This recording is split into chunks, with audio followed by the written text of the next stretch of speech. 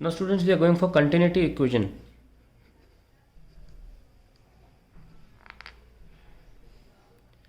Suppose we have a very large tube through which water is flowing. बहुत लंबा सा tube है जिसके थ्रू पानी फ्लो कर रहा है.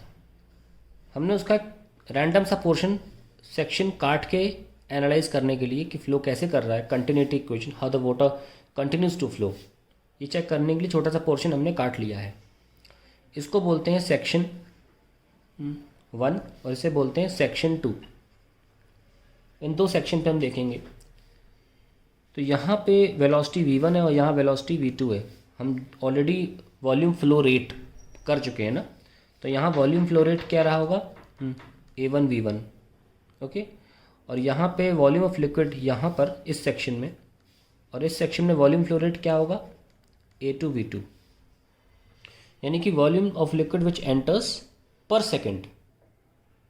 ये तो होता है वॉल्यूम फ्लो रेट. आप नोटिस करें कि अगर एक बहुत छोटा सा पोर्शन हम ले लें, इसमें इतना सा portion of thickness delta x1, okay, और यहाँ पे ले लें ऑफ थिकनेस डेल्टा x2, तो वॉल्यूम क्या आया इस छोटे से पोर्शन में लिक्विड का. यहाँ वॉल्यूम आया, volume at section 1, it will be a1 into delta x1, and volume at section 2 will be area into length. ये तो होता है volume a2 delta x2. Notice करें यहाँ एरिया ज़्यादा है, यहाँ पे एरिया हायर है, तो डेल्टा x1 यहाँ क्या रहा, कम रहा होगा.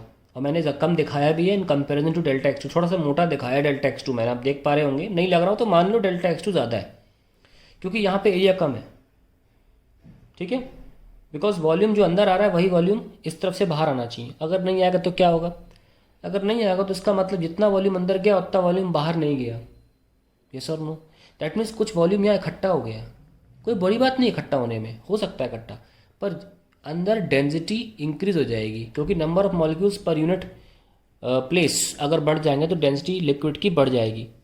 ध्यान रखें, हम इस पूरे चैप्टर में density of the liquid increment नहीं मानते. फ्लूइड को फ्लूइड ही नहीं कह पाओगे अगर डेंसिटी बढ़ जाएगी उसकी. ठीक है. सो ये तो हमें मानना ही मानना है कि जितना वॉल्यूम अंदर गया एक पर्टिकुलर टाइम में, इसीलिए यहाँ पे डिवाइड किया गया डेल्टा टी से, एक पर्टिकुलर टाइम में. ऐसे तो यहाँ 1 घंटा ले लो, यहाँ 2 घंटे ले लो, फिर तो अलग अलग आ जाएगा ना. इसलिए यहाँ पे क्यू की बात की जा रही है, ना कि ये नहीं कहा जा रहा delta a1 delta x1 is equal to a2 delta x2. ये नहीं कहा जा रहा है. ध्यान रखें, ये कहा जा रहा है कि a1 v1 equals to a2 v2. ये इसे बोलते हैं कंटिन्यूटी इक्वेशन. और ये किस बात के तहत लिखी गई है continuity equation, condition being density remains constant, remains constant.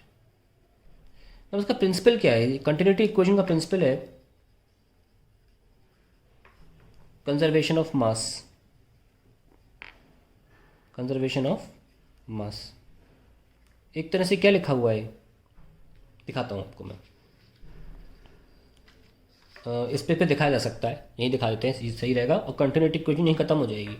ये कंटिन्यूटी इक्वेशन खत्म हो गई. फिर इसकी हम रिजल्ट लिखेंगे बाद में कि इसका मतलब क्या निकलता है. See, if I multiply both sides by density, what happens. ये है क्या, अगर आप नोटिस करें a1 delta x1 by delta t into rho is equals to a2 delta x2 by delta t into row.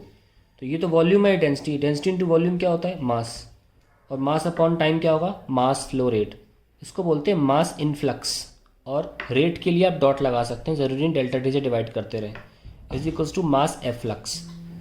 Hence we say that, hence a1 v1 is equals to a2 v2 is the equation of continuity, equation of continuity, very important, star लगा लिख रहा हूँ, for incompressible liquids, क्योंकि density बदल गई तो ये गलत हो जाएगा. ठीक है, for incompressible liquids and is a statement of conservation of mass.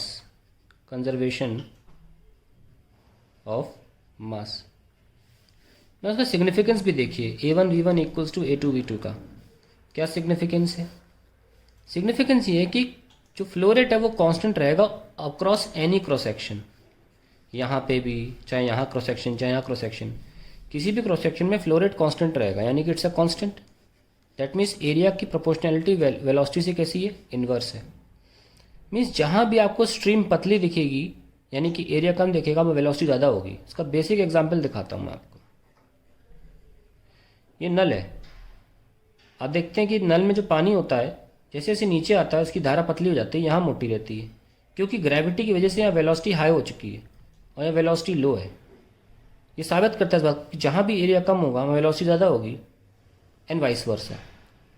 तो we can also say that equation of continuity क्या है, लिख सकते हैं। एक कोई पूछे what is equation of continuity, तो ये तो है ही, equation of continuity A1V1 equal to A2V2 है, बट डेफिनेशन देखिए इक्वेशन ऑफ कंटिन्यूटी की, it is the equation in which we see that velocity of flow increases as cross-sectional area decreases. Cross-sectional area decreases.